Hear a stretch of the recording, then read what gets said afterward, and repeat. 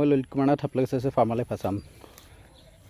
খুবেই ধুনীয়া heavy milk capacity আপোনাৰ বাৰবাৰী তিনিজনী, যাৰ আপোনাৰ বৰ্তমান এতিয়াও গাখীৰ কালি সেয়াই উঠিছোঁ, তেতিয়াও হ'লেও মানে সিহঁতৰ এজনী গাত নাই বুলি এতিয়াও গাখীৰ পাহাত প্ৰায় 3 পোৱা 1 লিটাৰ সেনেকৈ এতিয়াও গাখীৰ আছে।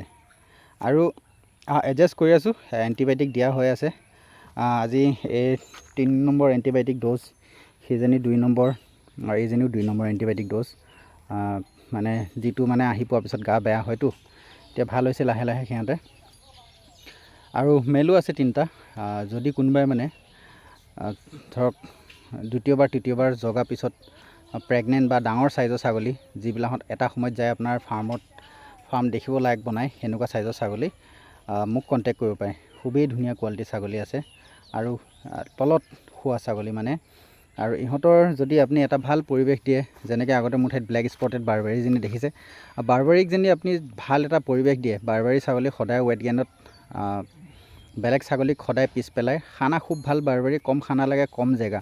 যোনে ষ্টল ফিডিঙত কাম কৰিম বুলি ভাবি আছে, ষ্টল ফিডিঙত কম জেগা আছে, আধা বিঘামান বা 1 কঠা মাটি আছে, সিহঁতৰ কাৰণে বাৰবাৰী বহুত বেষ্ট ব্ৰীড হয়।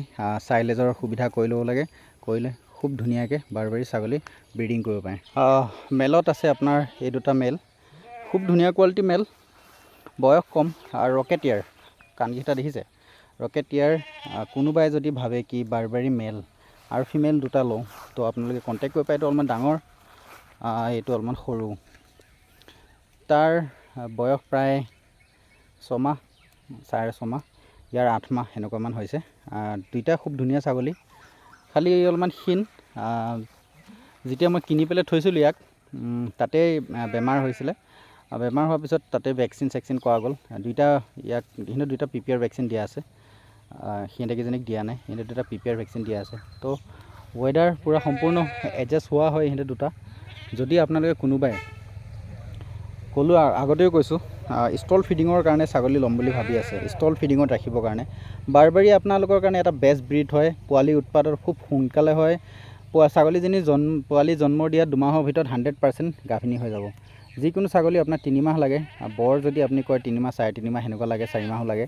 কিন্তু আপুনি বাৰবাৰীত সেইটো নহয়, 1.5 মাহৰ পৰা 2 মাহৰ ভিতৰত 100% গাভিনী হৈ যায়। খালী ছাগলীজনী খোৱা বোৱাটো ধুনীয়া দি থাকিব লাগে। আৰু খুব কম, এজনী মাইকী বাৰবাৰীক আপুনি 100 গ্ৰাম বা 200 গ্ৰাম 100 গ্ৰামো চাইজ লৈ আপুনি দানা খুৱাই এটা ভাল চেহেৰা আপুনি আনিব পাৰে। আৰু খুব কম জেগাত আৰু খুব কম খানা খাই বাৰবাৰী এটা ভাল ৱেট গেইন কৰে। ঠিক আছে। ব্ৰিডিং ক্ষেত্ৰতো আপুনি এইটো ভাল এটা ব্ৰীড হয়। আৰু যদি বোলে ফেটেনিঙত কওঁ, আপোনাৰ ফেটেনিঙত এটা বহুত ধুনীয়া ব্ৰীড হয়। ব্ৰিডিং ফেটেনিং আপোনালোকে যোনটোৱে কৰিব বিচাৰে, সেইটোতে এটা বেষ্ট ব্ৰীড হয়। তো মই সেইটোৱে দিলোঁ আপোনালোকৰ ভিডিঅ'টো চালে, আপোনালোকে ছাগলীকেইটা চালে কণ্টেক্ট কৰিব, আহি পেলাই নিব লাগিব। আজিকালি কি হয়, অকণমান ট্ৰান্সপৰ্টৰ কাৰণে অকণমান অসুবিধা হৈ আছে, আহি পেলাই আপোনালোকে নিজে লৈ যাব লাগিব। থেংক ইউ, ধন্যবাদ।